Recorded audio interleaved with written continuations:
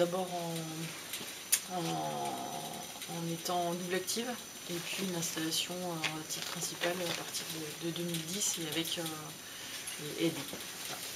Et Steve, lui, m'a rejoint sur le domaine en 2016. On a créé un GAEC. Jusque-là, c'était juste moi, mais Steve était conjoint collaborateur. Voilà. Et en bio depuis le départ. Toutes les vignes qu'on a prises au départ, on a converti tout de suite. Et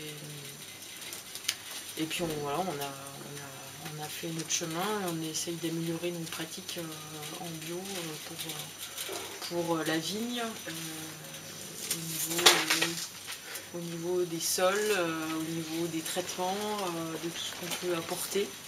Et puis en cave, nos pratiques n'ont pas changé, bien que le cahier des charges pour la vinification en bio date que de 2012. Nous, on pratiquait déjà avec notre conviction et plutôt le cahier des charges déjà dénoté, le cahier des charges en biodynamie. Voilà, que vous dire d'autre?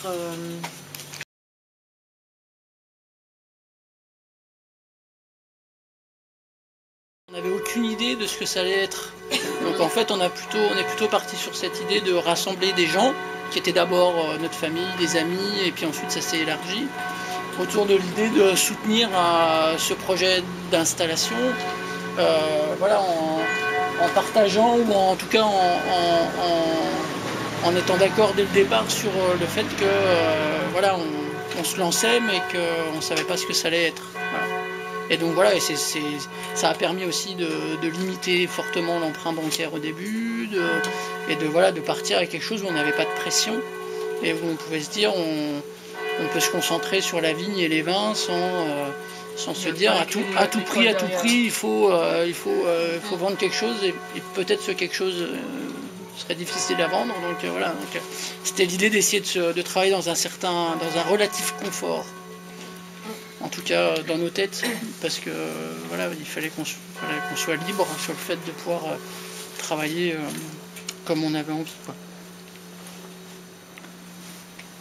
Et trop souvent, si on se charge trop au départ, et après on est dans une espèce de spirale d'investissement, de travail, d'agrandissement, voilà. Et là aujourd'hui on est arrivé à 6 hectares parce qu'on a beaucoup de vignes qu'on a repris qui sont très vieilles et très difficiles à travailler. Donc en fait depuis 6 ans maintenant, tous les ans on arrache de la vigne et on en replante. Donc en fait on a un roulement, on a pas mal de vignes qui ne sont pas en production. Et puis là cette année on arrache encore 80 arts. Donc voilà, on est dans un cycle un peu de renouvellement de nos vignes. Mais l'idée, au final, ça serait plutôt d'être sur une surface plus petite. Donc qu'au final, on soit sur entre 4 et 5 hectares. Ce serait largement suffisant pour nous, pour vivre. Et pas trop, et moins stressant en termes de travail, voilà, et de pression. Quoi. Et avoir le temps pour les enfants. Et avoir le temps de faire autre chose. Ouais, voilà. Même notre métier.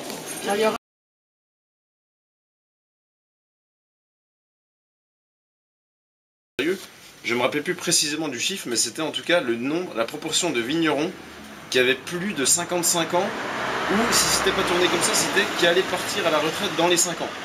En gros, c'était ça la statistique. Et le chiffre était monumental, était à plus de 50%. Ou alors à peine en dessous de 50, où c'était vraiment un chiffre important.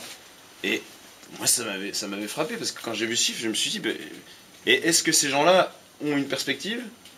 Et puis, je sais pas, vous pouvez en dire plus, quoi, parce qu'on reste un peu sur notre fin. La description du chiffre, elle est bien, elle est importante. Mais qu'est-ce qu'on fait, quoi? C'est quand même... Et du coup, non, la réponse en fait, c'était un vide. C'est-à-dire que personne n'avait vraiment pris ce chiffre au sérieux.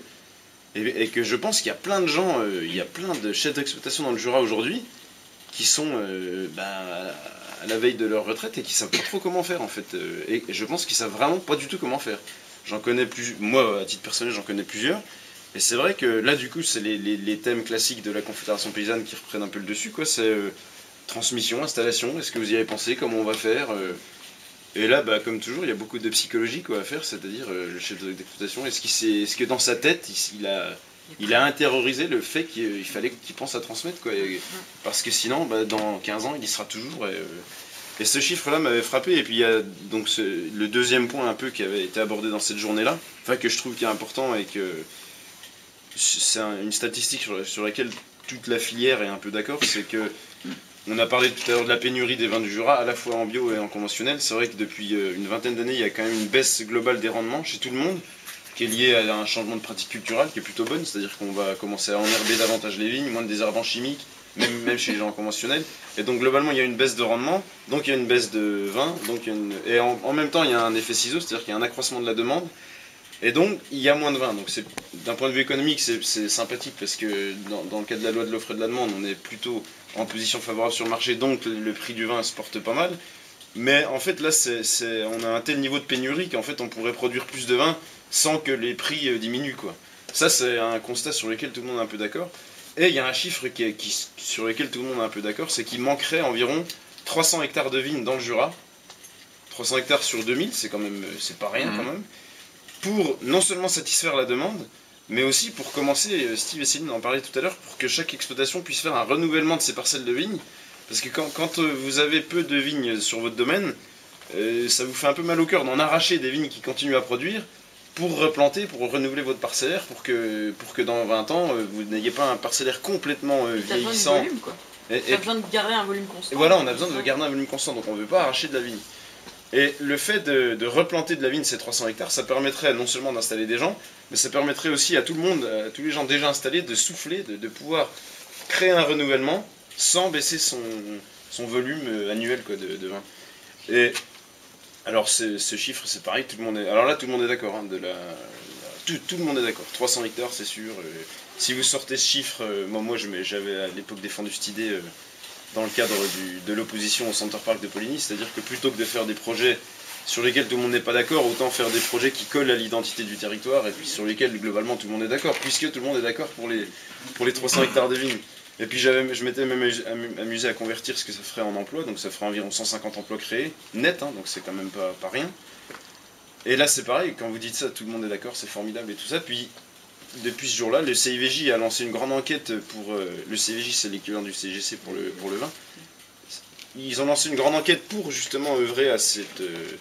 déjà pour identifier les coins qu'on pourrait replanter.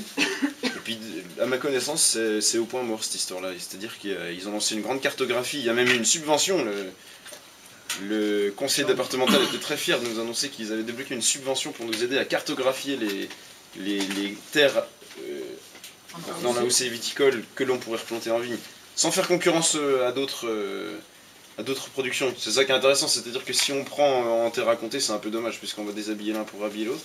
Mais là, l'idée, c'était vraiment d'identifier des endroits qui n'étaient pas exploités, mal exploités, ou des friches, ou des endroits comme ça.